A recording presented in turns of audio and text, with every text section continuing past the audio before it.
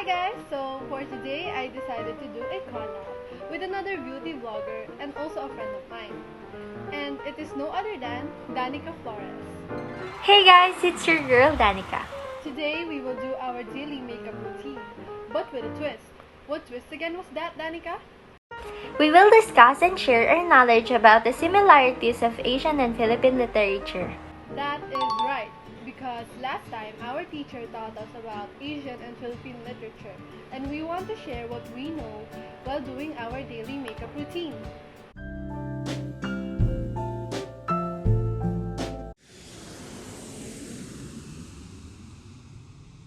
Asian literature is a literary work written over a long period of time with a variety of countries in Asia. It reflects the culture and tradition of the people from where they come from. Through this, readers can have the opportunity to explore the various culture of the different countries in Asia. During the post-colonial times, literature work is about finding one's identity and how the colonial has impacted the authenticity of their identity. So guys, I'm really sorry because I'm blending it as much as I can. I don't have a mirror in front of me. Yeah.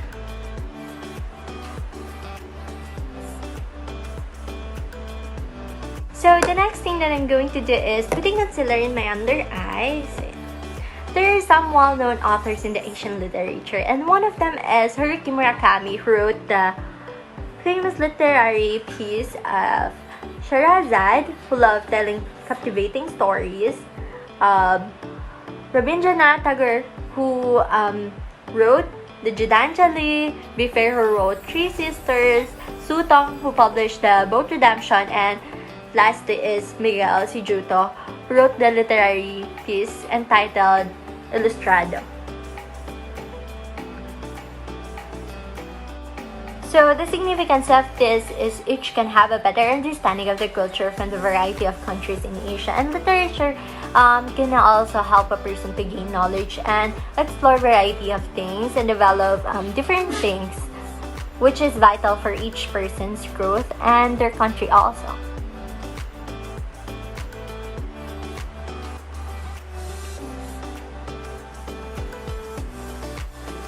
Asian literature shows how similar the authors are in terms of being passionate about their work and how unique they are, as well as showcasing the different aspects from different cultures. That is what Asian literature is. And now let us hear what is Philippine literature, and it will be explained by Elaine. Wow, that sure is amazing. But now, let us know about our own literature, the Philippine literature. Philippine literature reflects the life, science, culture, and tradition of people from different regions in the country. You can see how literature evolved throughout the years, especially during colonial period. Being colonized by the Spaniards and Americans affect their way of writing, styles, and techniques, which continue to evolve until the present. Those literary pieces also helps us see the culture and see the way of living during earlier times. Here are some well-known authors in the Philippine literature. First of all, we all know Dr. Jose Rizal, who wrote the legendary novels like Noli Me Tangere, El Filibusterismo, and he is also known as our national hero.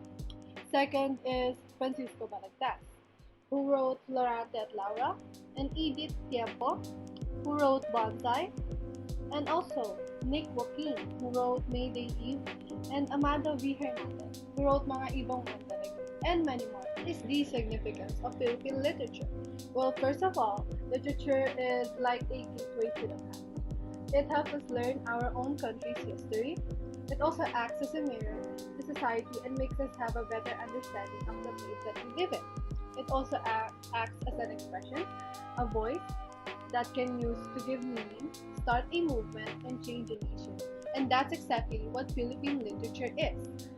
It showed what lies in the past and teaches us how the Philippines fought for their freedom.